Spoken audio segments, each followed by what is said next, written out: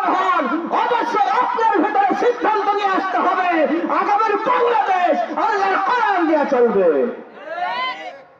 এই সিদ্ধান্ত যদি আপনি আসতে না পারেন তাহলে আপনি মুসলমান থাকতে পারবেন না।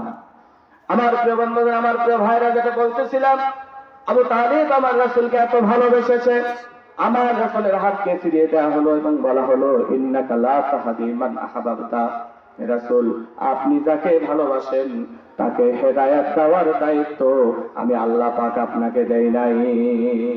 যাকে ভালোবাসেন তাইলে আপনি হেদায়েত দিতে পারবেন না। দেখেন, আপন মানুষ এত ভালোবেসেছে, রাসূলকে ভালোবেসেছে, কিন্তু অনুগত করে নাই, আনুগত্য করে নাই।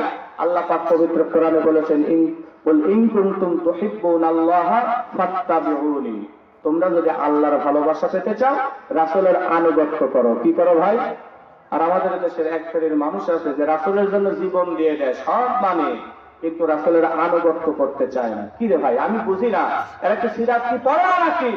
রাসূল 63 বছর বেঁচেছে, মক্কায় 13 বছর মার খেলো, আর মদিনা যাওয়ার পরে কোরআন দিয়া রাসূল 10 বছর রাষ্ট্র চালালো। এই ইতিহাস কি তাদের জানা নাই? কথা হয় না, জানা নাই।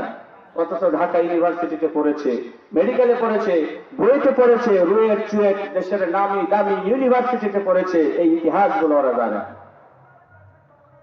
কথা হয় না। আপনারা যারা সিরাত পড়েছেন বা একটু জ্ঞান অর্জনের চেষ্টা করেন, আমি আপনাদেরকে বলতেছি, রাসূল মক্কায় থেকেছেন 53 বছর। 53 বছর যেই জায়গায় থাকলেন সেই জায়গার নাম সোনার মক্কা হলো না। অথচ যেই জায়গায় রাসূল মাত্র 10 বছর থাকলেন সেই জায়গার নাম সোনার মদি। কথা কয় না, সোনার মদি। যেখানে 10 বছর থাকলেন সেই জায়গার নাম সোনার মদিনা হয়ে গেল, আর যেই জায়গায় 53 বছর থাকলেন সেই জায়গার নাম সোনার মক্কা হলো না কেন? প্রশ্ন আসে না নাই ভাই? কারণ নবীজি 53 বছর যেই জায়গায় থেকেছেন এই জায়গায় আল্লাহর কোরআন দিয়ে সমাজ রাষ্ট্র পরিচালনা হয় নাই, এই কারণে সোনার মক্কা হয় নাই। আমার রাসূল মাত্র 10 বছর থেকেছেন, আল্লাহর কোরআন দিয়ে রাষ্ট্র পরিচালনা করেছেন, এই কারণে মদিনার নাম সোনার মদিনা হয়েছে। স্বাধীনতার 53 বছর হলো ভাই, আজ পর্যন্ত সোনার বাংলা যতই বলেন সোনার বাংলাদেশ হয় না। যতদিন পর্যন্ত আল্লাহর কোরআন দিয়ে রাষ্ট্র পরিচালনা না হবে ততদিন পর্যন্ত আমার দেশ সোনার বাংলাদেশ হবে না ভাই। রাগ করতেছেন নাকি আপনারা?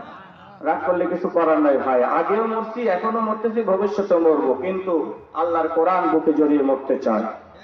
আর যতদিন বাঁচবো কোরআনের পক্ষে থাকবো, যতদিন বাঁচবো আমার রাসূলের পক্ষে থাকবো, যতদিন বাঁচবো আমার আল্লাহর আনুগত্য করবো ইনশাআল্লাহ। বগুড়াবাসী রাজি আছেন তো? আপনারা দেখি কারা কারা রাজি আছেন, তো হাত তুলে আল্লাহকে দেখান। নারে তাকবীর! আল্লাহ পাক হাতগুলোকে কবুল করুক বলে আমিন।